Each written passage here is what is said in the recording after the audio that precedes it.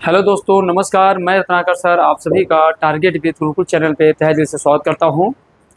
जैसा कि आप लोग को पता है कि काफ़ी दिनों के बाद हमारी आपकी मुलाकात हो रही है, तो आज फिर हम आपके समझ कंस्टिट्यूशन की क्लास लेकर उपस्थित हुए हैं, जिसमें हम लोग डीपीएसपी टॉपिक को पढ़ने वाले हैं। राज्य के नीति निदेशक तत्व के बारे में पढ़ने वाले हैं। तो आइए इन्हीं टॉपिकों पर अपना समझ बनाते हैं और पढ़ना चालू करते बच्चे। हेडिंग बनाएंगे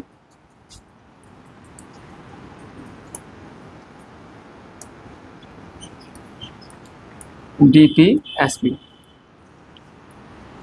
जिसको बोलते हैं डायरेक्टिव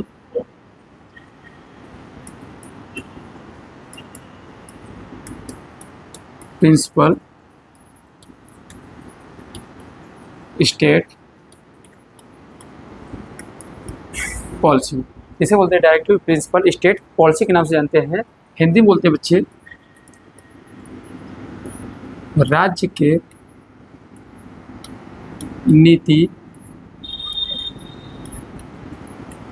निर्देशक तत्व। देखो जी, ये हमारे अध्याय का नाम है। इसी अध्याय को हमको पढ़ना है। तो आइए सबसे पहले इसका हम लोग सामान्य परिचय लेंगे कि ये टॉपिक जो है कहाँ पर हमारे भारतीय संविधान में।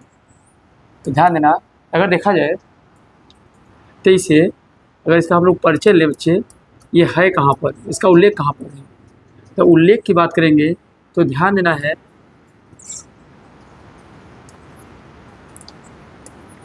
भारतीय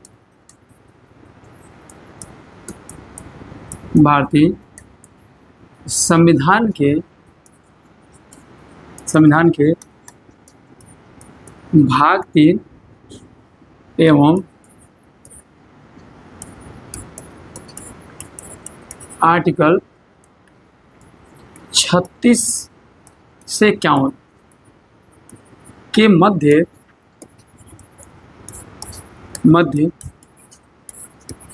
वर्णन है। तो पहली बात, अगर इसका उल्लेख कहाँ है तो भारतीय संविधान के भाग 3 के एवं आर्टिकल 36 के 51 के मध्य में इसका वर्णन है। अच्छा जी, इसका और कहाँ उल्लेख है? इसके अलावा बच्चे अगर हम लोग बात करेंगे गवर्नमेंट एक्ट 1935, तो गवर्नमेंट एक्ट 1935 में डीपीएसपी का परिचय मिलता है। क्या मिलता है बच्चे? डीपीएसपी का परिचय मिलता है। गवर्नमेंट एक्ट 1935 में भी डीपीएसपी का परिचय मिलता है। इसके अलावा बच्चे और बात करेंगे और कहाँ मिलता है? इसका विदेशी स्रोत कहाँ है बेटा, जहाँ से हमने इसको अडॉप्ट किया है? विदेशी स्रोत। अगर विदेशी स्रोत की बात करेंगे, इसमें आप बच्चे ध्यान देना, हमने इसे भारतीयों ने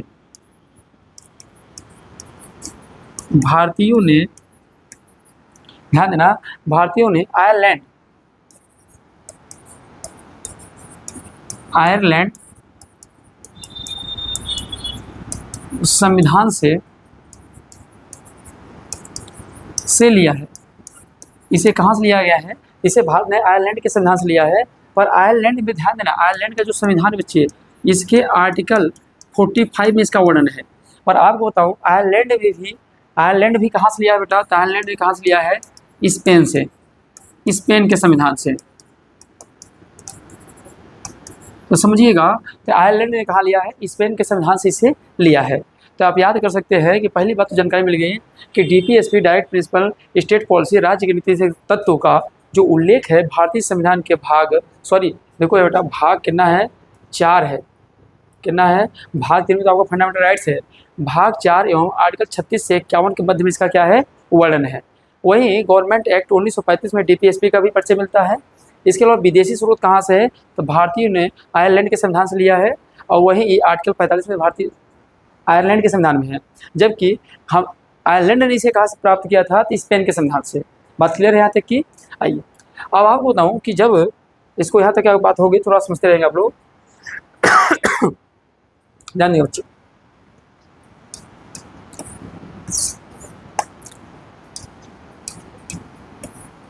देखिएगा, आपको बताऊं कि ये डीपीएसपी आया कैसे, इसके पीछे क्या तर्क है, इन सभी तर्कों पे हमने बात करेंगे। डीपीएसपी है क्या भी समझेंगे। अब ध्यान दीजिएगा, जब संविधान सभा ने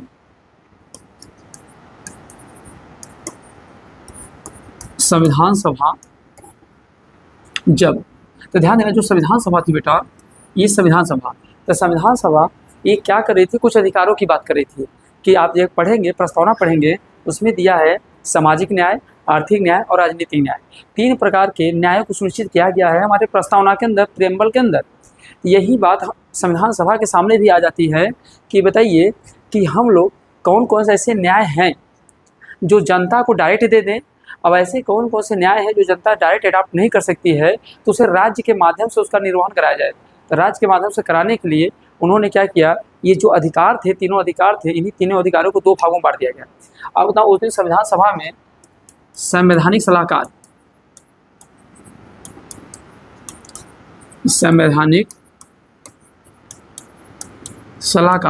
तो संवैधानिक सलाहकार उसमें कौन होते थे, जिनका नाम था BN राव। क्या नाम था बच्चे?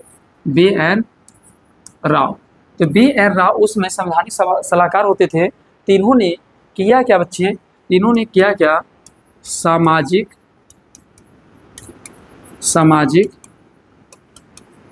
आर्थिक एवं राजनीतिक न्याय को 2 भागों में बांट दिया। क्या किया बच्चे? इन्होंने सामाजिक, आर्थिक और राजनीतिक न्याय को 2 भागों में बांट दिया। और 2 भागों जो बांट दिया, तो आइए उन्हीं 2 भागों में देखते हैं कौन कौन से 2 भाग थे। समझ रहे हैं? यहाँ तक अगर बातें समझ आ गया हो तो हम लोग आगे बढ़ जाएं। चलिए, आई होप आप लोग स्क्रीनशॉट ले लिए होंगे, तो आइए हम लोग आगे बढ़ते हैं। देखिएगा, अब संविधान सभा जो थी बेटा, संविधान सभा, और ये संविधान सभा जो था, संवैधानिक सलाहकार किसे चुना था?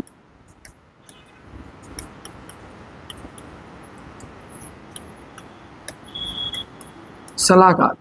तो संवैधानिक सलाहकार इन्होंने बेटा किसको चुना था? BN राव को। और BN राव ने क्या किया था? इन्होंने क्या किया था? सामाजिक,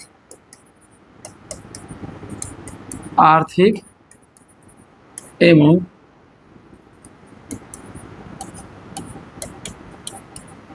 राजनीतिक न्याय को 2 भागों में बांटा था। कितने भागों में बांटा था? 2। और 2 भाग कौन थे बच्चे? देखो, एक तो डायरेक्ट जनता को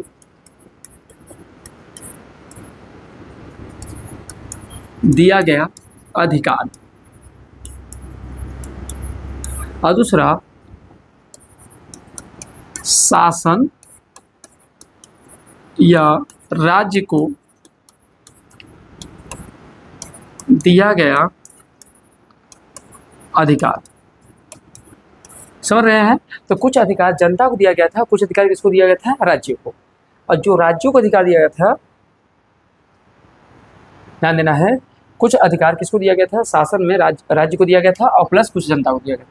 जनता को जो अधिकार दिया गया था, कौन सा दिया गया बेटा? राजनीतिक अधिकार,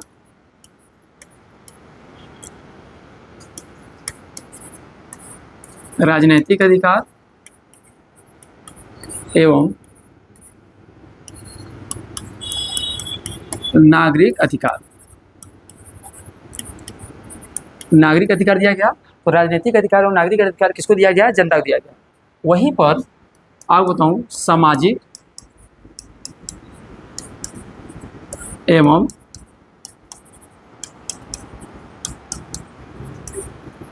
आर्थिक न्याय का अधिकार किसको दिया गया? तो ध्यान देना, किसको दिया गया? शासन को दिया गया, अर्थात राज्य को दिया गया। अब ये कहा गया जो राजनीतिक अधिकार और न्याय दिया गया, इसी को बेटा इन्होंने भाग 3 में आर्टिकल 12 से लेकर 35 के मध्य में रखा, जिसे उन्होंने क्या कहा बेटा, इसी को कहा फंडामेंटल राइट्स। फंडामेंटल राइट्स के नाम से हमने जाना, इसे हमने कहा फंडामेंटल राइट्स कहा। और ये ध्यान देना, और कहा गया ये ध्यान देना न्याय उचित है। अगर कोई भी फंडामेंटल राइट्स का अगर उल्लंघन करता है तो आप सुप्रीम कोर्ट, हाई कोर्ट जा सकते हैं, अर्थात यह न्यायालय में परिवर्तनीय है। जबकि इसके लिए कहा गया ये न्यायालय में परिवर्तनीय नहीं है। तो ध्यान देना बच्चे, ये कैसा है, ये ध्यान देना है न्याय उचित है। न्याय उचित है। अगर कोई भी इसका उल्लंघन कर रहा है तो उसका तुरंत तत्काल प्रभाव से आप सुप्रीम कोर्ट या हाई कोर्ट जा सकते हैं। और सुप्रीम कोर्ट, हाई कोर्ट अगर सुप्रीम कोर्ट जाना है तो आर्टिकल 32 का यूज करेंगे। अगर और वहीं पर हाई कोर्ट जाना है बच्चे, तो हाई कोर्ट जाना है तो आर्टिकल 226 का प्रयोग करेंगे। समझ रहे हैं, इसको क्या किया, तत्काल प्रभाव से लागू किया गया। वही सामाजिक और आर्थिक न्याय को अधिकार जो दिया गया बेटा, इसे कहाँ रखा गया, इसे रखा गया भाग 4 में। और इसका जो आर्टिकल है 36 से लेकर 51 के मध्य में, 36 से लेकर 51 मध्य में रखा गया। अब इसका जो ध्यान देना है, इसी को हमने क्या कहा था, इसी को कहा DPSP। समझ रहे हो, जो 3 प्रकार के न्याय था ना, तो सामाजिक और आर्थिक न्याय कहाँ डाल दिया गया, DPS में डाल दिया गया। और जो राजनीतिक न्याय था वो कहाँ डाल दिया, फंडामेंटल राइट्स के अंदर डाल दिया। अब ये ध्यान देना बच्चे, यह न्याय उचित नहीं है। मतलब अगर राज्य अपने कर्तव्यों का, अगर सामाजिक आर्थिक कार्यों का न्याय को सही तरीके से सुनिश्चित नहीं कर पा रही, सही तरीके से दे नहीं पा रही है, तो आप उसके खिलाफ न्यायालय में नहीं जा सकते हैं। पर अगर राजनीतिक न्याय नागरिक अधिकारों का सही तरीके से निर्वहन नहीं हो पा रहा है, तो आप इसके खिलाफ न्यायालय में जा सकते हैं। समझ रहे हैं। इस प्रकार से BR राव ने क्या किया बच्चे, इस प्रकार से आप ये देख पा रहे होंगे कि BR राव ने क्या किया, जो 3 प्रकार के न्याय हमारे सामने दिखाई दे रहे थे, सामाजिक, आर्थिक और राजनीतिक न्याय दिखाई दे रहे थे, इनको 2 भागों में बांट दिया। और कुछ न्याय को, राजनीतिक न्याय को फंडामेंटल राइट्स में डाल दिया, और कुछ को कहाँ डाल दिया, DPSP को। तो फंडामेंटल राइट्स वाला अलग है, और हम लोग आज जो पढ़ने वाले हैं इसी को पढ़ने वाले हैं, सामाजिक और आर्थिक न्याय को। ठीक है, आइए, अगर यहाँ तक की बातें समझ पाए होंगे तो चलिए अब इसके बाद हम लोग समझते हैं कि देखते हैं DPSP और फंडामेंटल राइट्स में अंतर क्या है। ठीक है, चलिए यहाँ तक के पॉइंट पहले आप बना लीजिए, फिर आगे बढ़ जाएंगे। चलिए, उम्मीद है कि आप लोग बना लिए होंगे। आइए आगे बढ़ते हैं। हेडिंग बनाएंगे आप लोग, DPSP फंडामेंटल राइट्स एवं DPSP में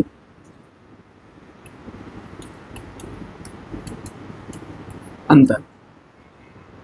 देखो जी, अब आप लोग ऐसे बनाइएगा, एक तरफ लिखिए फंडामेंटल राइट्स लिखिए और दूसरी तरफ DPSP लिखिए। देखो, सबसे पहला अंतर तो आप यही मानोगे, क्या मानोगे, इसे भाग 3 में रखा गया है, आर्टिकल 12 से 35 के मध्य रखा गया है।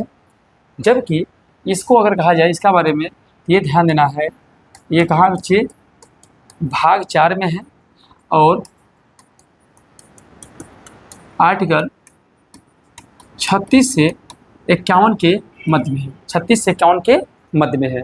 दूसरा अंतर बच्चे यहाँ ध्यान देंगे, अगर ये देखा जाए तो इसमें बेटा, अगर दूसरी बात कहा जाए, इसका स्रोत क्या है बेटा,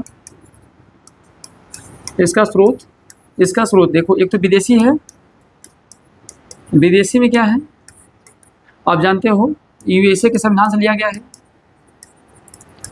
कहाँ से लिया गया है,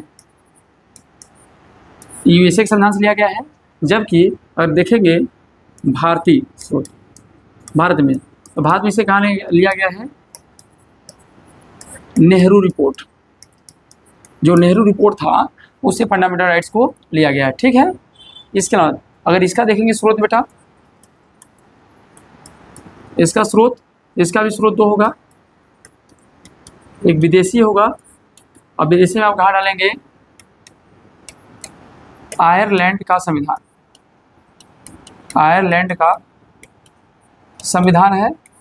जबकि यहाँ पे अगर भारत का स्रोत देखेंगे, भारत में कहाँ से लिया गया है, गवर्नमेंट एक्ट 1935। गवर्नमेंट एक्ट 1935 और प्लस आयरलैंड से लिया गया। तीसरा बच्चा अंतर क्या ले सकते हैं इसमें, अगर देखेंगे ये वाली बात करेंगे तो ये ध्यान देना है एक प्रकार से यह न्याय उचित है। तो यह क्या लिखेंगे बेटा, यह न्याय उचित नहीं है, यह न्याय उचित नहीं है। अगर देखा जाए ये बेटा ध्यान देना है वैयक्तिक अधिकार देता है। अब किसी एक व्यक्ति को अगर कोई अधिकार दिया गया है तो कैसा अधिकार होगा, व्यक्तिगत अधिकार होगा। पर यहाँ पर राज्य जब भी कोई कार्य करेगा, किसी के लिए भी कार्य करेगा तो कैसा होगा, सामूहिक अधिकार होगा। इसीलिए ध्यान देना बेटा, इसे हम लोग क्या कहते हैं, यह सामूहिक अधिकार देता है। ये क्या करता है बच्चे, सामूहिक अधिकार देता है। इसके अलावा अगर मैं आपसे और बात करना चाहूँ तो ध्यान देना, यह ऊपर वाली बात ही है, यह न्यायालय में परिवर्तनीय है। मतलब अगर कोई भी फंडामेंटल राइट्स का उल्लंघन कर रहा है तो हम न्यायालय में जा सकते हैं। पर यहाँ पर बच्चे यह न्यायालय में अपरिवर्तनीय है। मतलब अगर राज्य अपने कर्तव्यों पर निर्भर नहीं कर रहा है तो आप न्यायालय में नहीं जा सकते हैं। पर अगर यहाँ पे अगर जनता के अधिकारों का हनन हो रहा है तो आप न्यायालय में क्या कर सकते हैं बच्चे, जा सकते हैं। बात समझ पा रहे हैं। इसके अलावा बच्चे और लिख लीजिए, क्या लिख लीजिए, यह राज्य के विरुद्ध है। अब राज्य के विरुद्ध कैसे है, अगर राज्य कोई कार्य करना चाहता है, अगर राज्य कोई कार्य करना चाहता है और यहाँ पे अगर कोई भी सरकार राज्य कोई कार्य करना चाहता है पर मानव अधिकार का अगर हनन हो रहा है तो मानव अधिकार उसे क्या करेगा, रोक देगा। जैसे आपको बताऊँ, पहले एक एग्जाम्पल बताता हूँ। पहले हमारे में संपत्ति का अधिकार था। अब सरकार मान लीजिए यहाँ से रोड लेके जाना चाहती है, अब यहाँ से रोड लेके जाना चाह रही हुई, अब ये ज़मीन आपकी है तो आपने कहा ये मेरा फंडामेंटल राइट्स है, हम यहाँ से ज़मीन लेके नहीं जाने, रोड नहीं ले जाने देंगे। अब रोड ये क्या है, रोड एक प्रकार के सार्वजनिक हित की बात है ना। अगर रोड जाएगा तो इंफ्रास्ट्रक्चर बढ़ेगा, इंफ्रास्ट्रक्चर अच्छा होगा तो व्यापार अच्छा होगा, समझ रहे हैं, व्यापार अच्छा होगा। पर यहाँ पर क्या हुआ कि सरकार के कामों को अड़चन डाल देते हैं फंडामेंटल राइट्स। इसीलिए हमने कहते हैं यह राज्य के क्या है बेटा, विरुद्ध है। इसीलिए राज्य के विरुद्ध है, यह कैसी अवधारणा है, तथा यह नकारात्मक अवधारणा है। अर्थात जो राज्यों को कार्य करने से रोकता है उसे हम लोग क्या कहते हैं, नकारात्मक अवधारणा। और यहीं पर इसकी अगर बात करेंगे, यह राज्य के विरुद्ध नहीं है,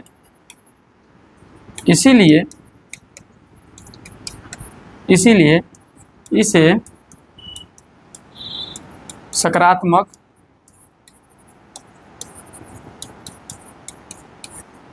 अवधारणा कहते हैं। समझ आ रहा है। तो अगर ध्यान देना, ये राज्य के विरुद्ध नहीं है, इसीलिए इसे सकारात्मक अवधारणा कहते हैं। तो मूलभूत ये अंतर होता है। अगर ध्यान दें, फंडामेंटल राइट्स का उल्लंघन होता है तो हम न्यायालय में जा सकते हैं। अगर डीपीएसपी का उल्लंघन हो रहा है तो हम न्यायालय में नहीं जा सकते हैं। इस बात को बखूबी समझ लीजिए। अगर बताइए यहाँ तक की अगर बातें समझ में आ गया बच्चे तो हम लोग आगे बढ़ जाते हैं। चले, उम्मीद है, आई होप कि आपको ये बातें समझ में आ रही होगी बेहतर तरीके से। आइए, अब आइए, सबसे बड़ी बात होती है डीपीएसपी को हमने रखा ही क्यों ना। सबसे बड़ी बात है डीपीएसपी का उद्देश्य क्या है बेटा। डीपीएसपी का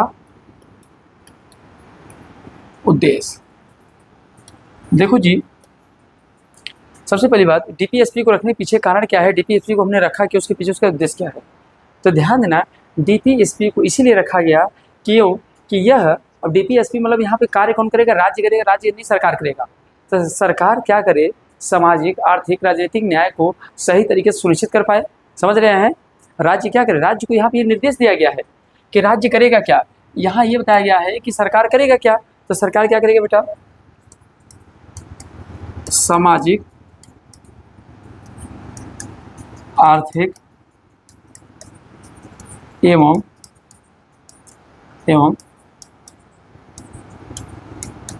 राजनीतिक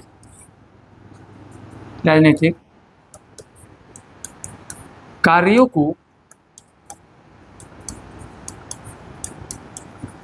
सुनिश्चित करेगा।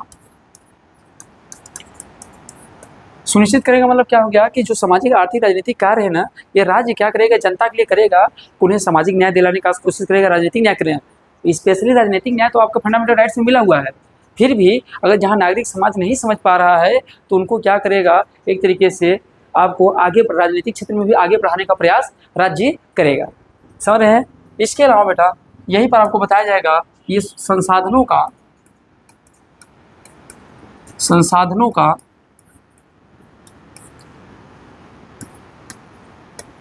दक्षतम प्रयोग करेगा। संसाधनों का दक्षतम प्रयोग करेगा। जो संसाधन उसका सही तरीके से वितरण करना है जिससे सभी के लोगों को क्या के लिए लाभ मिले। जो संसाधन है उसका सही तरीके से प्रयोग करे और उसे अधिक से अधिक वो लाभ मिले, राष्ट्रीय हित का कल्याण हो। समझ रहे हैं। इसके साथ साथ बच्चे और क्या करेगा, और इसके साथ अगर आप लिखना चाहें तो लिख लीजिए, पॉइंट और लिख लीजिए। इसके साथ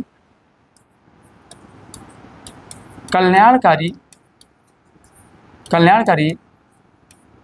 राज्य की स्थापना करेगा। कल्याणकारी राज्य का स्थापना करेगा बेटा। समझ रहे हैं। कल्याणकारी राज्य की स्थापना करेगा। इसके साथ साथ आप कह सकते हैं आपको सामाजिक, तो वहाँ तो लिख दिया हूँ, यहाँ भी लिख दिए, सामाजिक रूप से समानता लाने का प्रयास करेगा। समझ रहे हैं। तो ध्यान देना, ये सभी कार्य तो करेगा, पर इस बात में ध्यान दीजिएगा अगर सरकार ये सभी कार्य करने विफल होती है तो आप इसके खिलाफ कोई भी कार्रवाई नहीं कर सकते हैं। समझ रहे हैं। ये बात याद रखिएगा। तो यहाँ से भी क्वेश्चन बन सकता है। और आइएगा हेडिंग बनाइएगा कि डीपीएसपी के बारे में कौन क्या कहा है बच्चे ना। तो हेडिंग बनाएंगे आप लोग कि डीपीएसपी के बारे में कौन क्या कहा है। डीपीएसपी के बारे में कौन क्या कहा बच्चे, चाहिए हेडिंग। डीपीएसपी के बारे में कथन। अब कुछ राजनीतिक विज्ञान के जो विशेषज्ञ हैं उन्होंने इसे अपने शब्दों में अलग अलग विचारधाराओं से कहा है। अब जैसे अब कई लोगों हैं जिन्होंने अपने अपने विचार किया कहा बेटा। जैसे आपको बताऊं, पहले हैं जिनका नाम है, आप लोग को बताऊं, केटी साहा।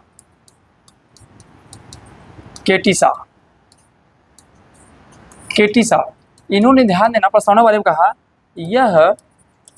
यह क्या बच्चे, यह एक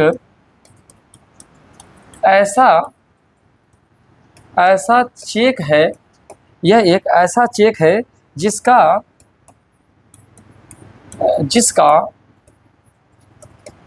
भुगतान बैंक अपने मर्जी से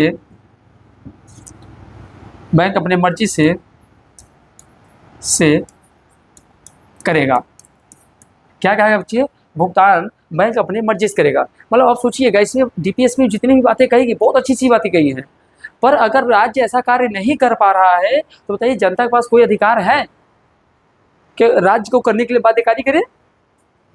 तो इसका उत्तर आप कह सकते हैं जी हाँ है, पर हाँ ये न्यायालय में जाके नहीं, पर चुनावी प्रक्रिया के माध्यम से। बेटा अगर मान लीजिए आपकी 5 साल के लिए कोई गवर्नमेंट बनती है, अब 5 साल के लिए जब कोई गवर्नमेंट बनती है अगर वो अच्छा कार्य नहीं कर पाती है तो हम 5 साल पंचवर्षीय योजना के बाद जैसे ही कोई चुनाव आता है तो उस चुनाव में जो पार्टी अच्छा काम नहीं करती तो उसे सरकार को गिरा देते हैं, दूसरे सरकार को चुनते हैं, वो हमारे लिए अच्छा कार्य करेगी। तो ये कह सकते हैं डायरेक्टली तो नहीं हम राज्य के ऊपर बाधित होते हैं, राज्य को कंट्रोल कर सकते हैं, पर इनडायरेक्टली कहीं ना कहीं इलेक्शन के माध्यम से राज्य को कंट्रोल कर सकते हैं। बात समझ रहे हैं। जबकि डायरेक्ट हम न्यायालय में जाके इसे नहीं रोक सकते हैं। अब बहुत सारे अच्छे अच्छे प्रावधान डीपीएस में कहा गया, जब इसके आर्टिकल को बताऊंगा समझ में आएगा आपको।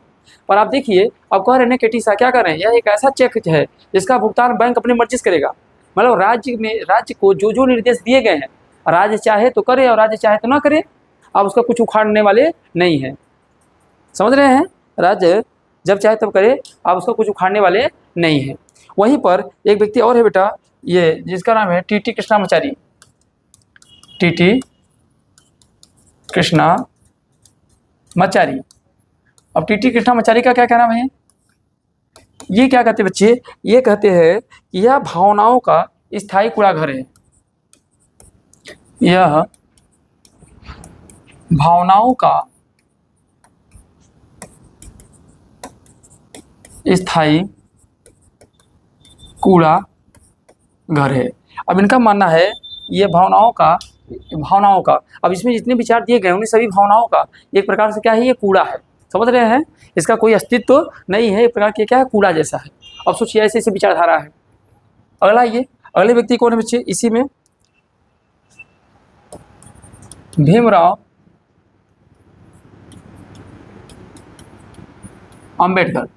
अब भीमराव अंबेडकर क्या कहते हैं, ये बोलते हैं बच्चे भारतीय संविधान का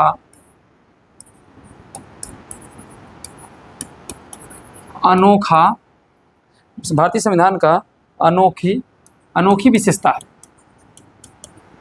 स्पेशल व्यवस्था है। तो पर मतलब अब राज्य चाहे तो करे और राज्य चाहे तो न करे। यही बेटा एक विदेशी है जिसके ध्यान देना है, इनका नाम है ग्रानविल ऑस्टिन। अब ग्रानविल ऑस्टिन का क्या कहना है बच्चे, इनका क्या कहना है, ये कहते हैं ये भारतीय संविधान की आत्मा है। भारतीय संविधान की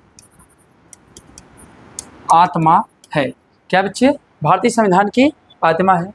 इसके अलावा कुछ और लोग हैं बच्चे, और भी लोगों को लिख लीजिए, जैसे L M Singhvi. L M Singhvi क्या कहते हैं बच्चे, इनका कहना है, एल एम सिंघवी का कहना है संविधान के जीवनदायी प्रावधान है। यह संविधान का जीवनदायी प्रावधान है। कैसा है, ये ध्यान देना, संविधान का जीवनदायी प्रावधान है, मतलब आप तरीके से जीवन जीने के लिए जो भी चीज़ें हैं ये सारी कुछ इसमें इंगित है। अभी आर्टिकल इसका पढ़ेंगे तो स्पेशल और चर्चा हो जाएगी। इसके अलावा एक व्यक्ति और आप लिख लीजिए, कह सकते हो केसी वियर।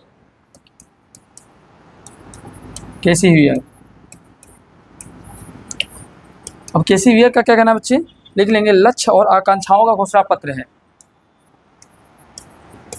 लक्ष्य एवं आकांक्षाओं का घोषणा पत्र है। समझ रहे हैं, लक्ष्य एवं आकांक्षाओं का ये प्रकार से क्या बच्चे, घोषणा पत्र है। अब सोचिए टीपीएसपी बारे में ये सभी कथन कहे गए हैं। क्या क्या कथन गए हैं बच्चा, समझ में आ रहा है आपको। तो केटी शाह ने कहा यह एक ऐसा चेक है जिसका भुगतान बैंक अपने मर्जी से करेगा। वहीं अगर दूसरी बात कहेंगे तो देखिए एल एम सिंघवी क्या कहे, ये संविधान का जीवनदायी प्रावधान है। वहीं टीटी कृष्णामाचारी क्या कहते हैं, यह भावनाओं का स्थायी कूड़ा घर है। वहीं केसी वियर कहते हैं लक्ष्य एवं आकांक्षाओं का घोषणा पत्र है। वहीं भीमराव अम्बेडकर कहते हैं भारतीय संविधान का अनोखी विशेषता है। वहीं ग्रानविल ऑस्टिन क्या कहते हैं, भारतीय संविधान की आत्मा है। समझ रहे हैं, इस प्रकारों से इन्हें अलग अलग तर्कों के माध्यम से टीपीएसपी को संबोधित किया गया है। अब आइए इनके अंदर जो एक एक आर्टिकल है, अब इनको थोड़ी सी एक बार और बांट देते हैं। आइए इनका एक वर्गीकरण और कर लेते हैं। यहाँ तक की बात समझ में आए तो बताइए, फिर आगे बढ़ते हैं। चलो अब आपको बताऊँ मैं कि देखो संविधान सभा ने जब इसको बना रहा था टीपीएसपी को, तो बताऊँ आप, उन्होंने कोई इसका वर्गीकरण नहीं किया है, इसका कोई वर्गीकरण नहीं किया है। पर आपको बताऊँ कि अगर हम विचारधाराओं को ढूंढेंगे, जैसे गांधीवादी विचारधारा ढूंढें, अगर वहीं पे सामाजिक आर्थिक विचारधारा ढूंढें, उदारवादी विचारधारा ढूंढें, तो देखेंगे इन सभी विचारधाराओं के संबंधित आर्टिकल आपको अलग अलग दिखाई देंगे। इसीलिए मैंने कहा इनको विचारधाराओं के आधार पर देखेंगे तो टीपीएसपी को 3 भागों में बांटा गया है। समझिएगा,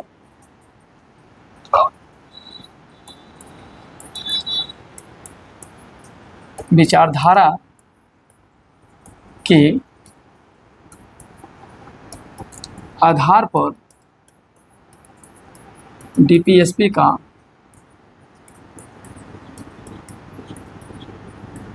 वर्गीकरण।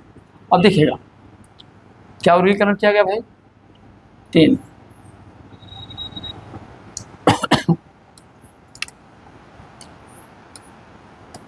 एक तो बेटा सामाजिक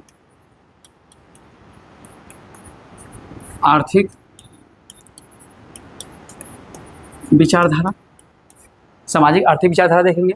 दूसरा हमारे पास देखेंगे बेटा यहीं पर है, क्या है, गांधीवादी विचारधारा है। और वहीं तीसरा देखेंगे बच्चे उदारवादी विचारधारा। अब देखिएगा, अब कुछ लोग होंगे गांधीवादी विचारधारा से, उदारवादी विचारधारा से परिचित होंगे या नहीं होंगे, तो इनको आगे चल के हम लोग पढ़ेंगे। यहाँ समझ लीजिए कौन संबंधित इससे आर्टिकल है। जैसे आपको बताऊँ, इसी समझ बेटा आप आर्टिकल 38 ले लीजिए, आर्टिकल 39 ले लीजिए, आर्टिकल 39 का ए ले लीजिए, ठीक है। उसके बाद आप ये आर्टिकल, इनको अगर आप देखने की कोशिश करेंगे, इसमें सामाजिक आर्थिक और विचारधारा आपको दिखाई देगा। इसके अलावा बेटा आप लोग आर्टिकल 41 ले लीजिए, आर्टिकल 42 ले लीजिए, समझ रहे हैं। इन सभी में आप देखेंगे सामाजिक आर्थिक विचारधारा होगी। अभी आपको एक एक करके पढ़ाऊंगा, समझ में आ जाएगा। वही गांधीवादी विचारधारा देखेंगे बेटा, अब आर्टिकल किसको ले लीजिए बेटा, 40 ले लीजिए, सबसे महत्वपूर्ण है। आर्टिकल 46 को ले लीजिए, इसमें भी गांधीवादी विचारधारा आपको दिखाई देगा, समझ रहे हैं, गांधीवादी विचारधारा दिखाई देगा। इसके अलावा बच्चे अगर उदारवादी देखेंगे तो आप बेटा ले लीजिए आर्टिकल 47 ले लीजिए, आर्टिकल 48 ले लीजिए, आर्टिकल 48 का ए ले लीजिए। इसी में आप आर्टिकल 49 ले लीजिए, समझ लें, आर्टिकल 50 ले लीजिए। ये कुछ ऐसे आर्टिकल है जहाँ उदारवादी विचारधारा को दिखाई देंगे, समझ रहे हैं। ये सभी प्रकार की विचारधारा दिखाई देंगे। तो आइए पहले अब हम लोग एक एक करके आर्टिकलों को पढ़ना चालू करते हैं, ठीक। चलिए, तो यहाँ तक की बातें आपको समझ में आ गया होगा महज, जहाँ तक मैं विश्वास करता हूँ। तो आइए अब इसके आगे चलते हैं। आप लोग नोट डाउन कर लीजिए इसको।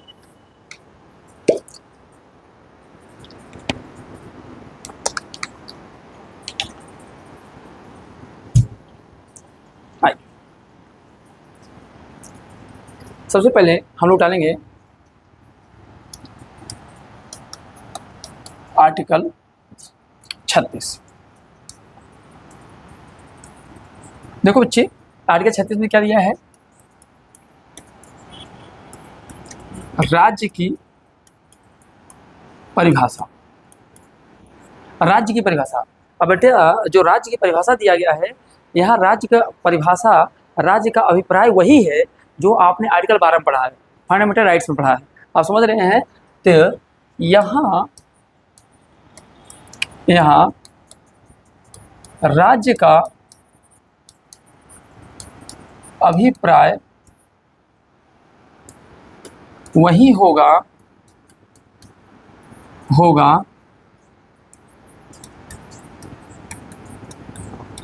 जो आर्टिकल 12 में वर्णित है। और यहाँ थोड़ा सा इसका मतलब ये समझ लीजिए कि राज्य मतलब होता क्या है बेटा। राज्य का मतलब ये होता है बच्चे, राज्य एक प्रकार की ऐसी संस्था होती है जो, ध्यान देना है, जो बाह्य एवं आंतरिक दोनों प्रकार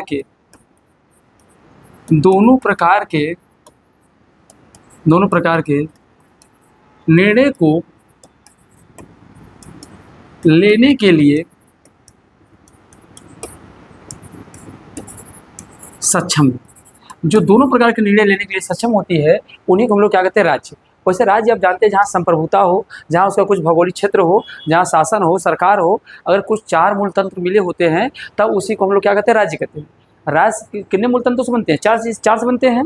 क्या होना चाहिए उसके लिए भैया, उसकी भौगोलिक सीमा होनी चाहिए, क्या होनी चाहिए, उसकी भौगोलिक सीमा होनी चाहिए, उस भौगोलिक सीमा में कुछ जनता निवास करती होगी, उसकी संप्रभुता होनी चाहिए, और वहाँ क्या होनी चाहिए, सरकार होनी चाहिए। अगर ये सभी चीज़ें हैं तो उन्हें वो क्या कहते हैं, राज्य कहते हैं। तो राज्य जब बाह्य और आंतरिक दोनों प्रकार के निर्णय लेने में सक्षम होते हैं तो उन्हीं को क्या कहते हैं, राज्य। अब यह जिक्र, अब राज्य में वो सभी संस्थाएं आएंगी, राज्य के अंदर वो सभी संस्थाएं आएंगी जिनके अंदर कानून निर्माण करने की क्षमता होगी। कानून निर्माण करने वाली संस्था राज्य के अंदर आएंगी। मतलब जो संस्थाएं कानून का निर्माण कर लेंगी वो सभी संस्थाएं क्या कहलाएंगी बच्चे, राज्य कहलाएंगे। जैसे अगर मैं कहूँ तो क्या संसद कानून का निर्माण करती कि नहीं करती है, तो आप कहेंगे हाँ बिल्कुल सर, संसद कानून का निर्माण करती है। तो संसद क्या है, संसद अंदर विधायिका, संसद के अंदर क्या है, लोकसभा और राज्यसभा, तो दो के दोनों कानून का निर्माण करते हैं। तो आप कह सकते हैं संसद एक प्रकार की विधि निर्माण करने की संस्था है, तो संसद क्या है, राज्य है। अगर आप किसी एग्जाम्पल लिखना चाहें, संसद क्या है, संसद विधि का निर्माण करती नहीं करती है, कहते हैं हाँ करेंगे सर, तो संसद क्या हो गई, राज्य हो गई। अगर मैं आपको कहूँ विधानसभा, तो विधानसभा भी कानून का निर्माण करती है, क्या है बच्चा, ये राज्य है। अगर आपसे मैं कहूँ विधानमंडल, ये भी क्या बेटा, कानून का निर्माण करती है। तो जितनी भी संस्थाएं, नगरपालिका, ये सभी के सभी आप कह सकते हैं राज्य की परिभाषा के अंदर आते हैं। अब राज्य की परिभाषा आप आर्टिकल 12 में बखूबी कायदे से पढ़े हुए हैं, इसलिए बस इसका यहाँ पे एक कंसाइज फॉर्म आपको दे दिया जा रहा है, इससे पता चले। तो राज्य का अब परिभाषा यहाँ भी दिया गया 36 में, अब यहाँ राज्य का अभिप्राय वही होगा जो आर्टिकल 12 में वर्णन है। चलिए, अगर बात समझ आ गया तो फट से आप नोट करिए, फिर आगे बढ़े हम लोग।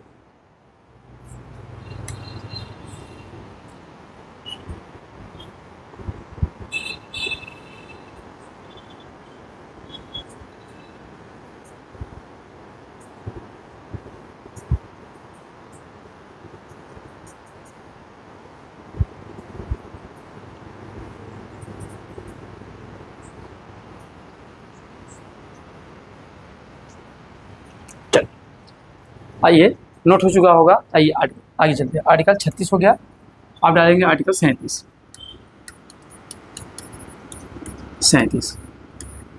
देखो जी, आर्टिकल 37 में क्या कहा गया है, तो ध्यान देना है।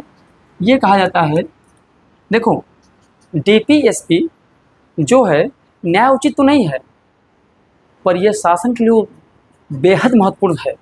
अगर मान लीजिए न्याय उचित नहीं, तो इसका मतलब ये थोड़ी हो गया कि शासन के लिए महत्वपूर्ण नहीं रखता है। अगर राज्य को यही नहीं बताया जाएगा कि राज्य करेगा क्या क्या, तो बताइए, तो फिर राज्य शासन सरकार बनाएंगे, सरकार करेगा क्या, और राज्य सरकार क्या करेगा, इन बातों की जानकारी कहाँ मिलती है, डीपीएसपी मिलती है। और डीपीएसपी जो जानकारी मिलती है, उन्हीं जानकारियों के आधार पे राज्य कार्य करता ही नहीं करता है।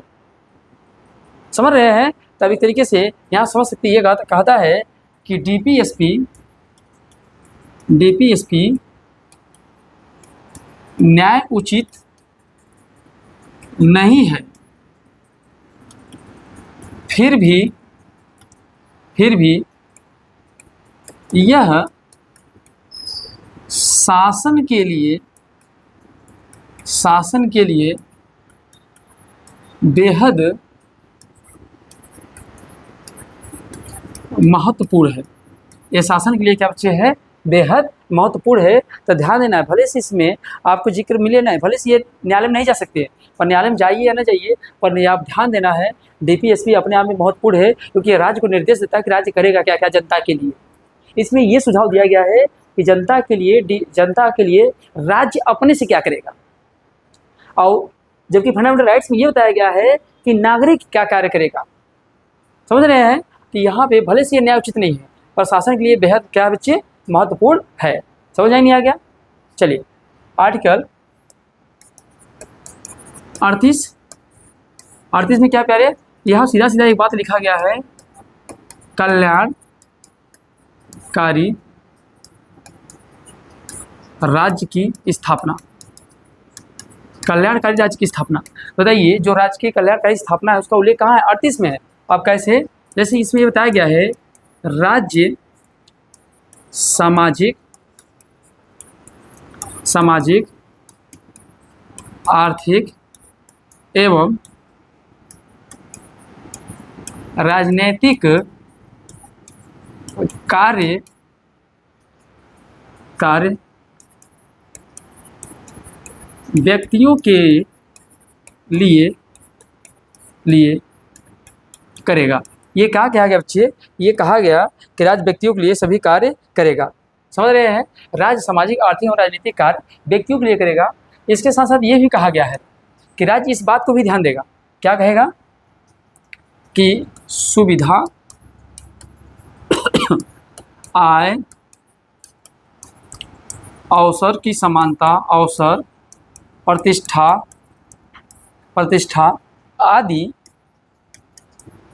आदि में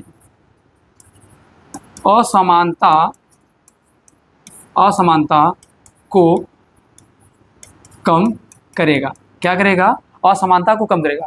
मतलब जो सुविधा के आधार पे या फिर किसी आय को लेकर असमानता है, अवसर को लेकर समानता है, प्रतिष्ठा को लेकर असमानता है, इन्हीं असमानताओं की जो समाज में एक प्रकार की खाई बनी रही है, इन सभी खाइयों को कम करेगा। अब बताइए, मैंने आपको सामाजिक आर्थिक अवधारणा में यही नहीं बताया था आर्टिकल 37 38 इस सब में आएंगे। अब देखिए 38 क्या कर रहा है? समाज में समानता लाने का कार्य कर रहा नहीं कर रहा है, तो इसके माध्यम से कल्याणकारी राज्य की स्थापना की जाएगी। ठीक है, तो आज हम लोग यहीं तक क्लास रखेंगे। इसका अगली क्लास में जीपीएसपी को क्या कर लेंगे? ख़त्म कर लेंगे। आज 38 तक पढ़ लिए हम लोग, और फिर कल 39 40 से लेकर ऐसे पढ़ते हुए पूरा 51 तक हम लोग खत्म कर लेंगे। ठीक है, तो फिर मिलते हैं अगले क्लास में। तब तक के लिए सभी को जय हिंद, जय भारत।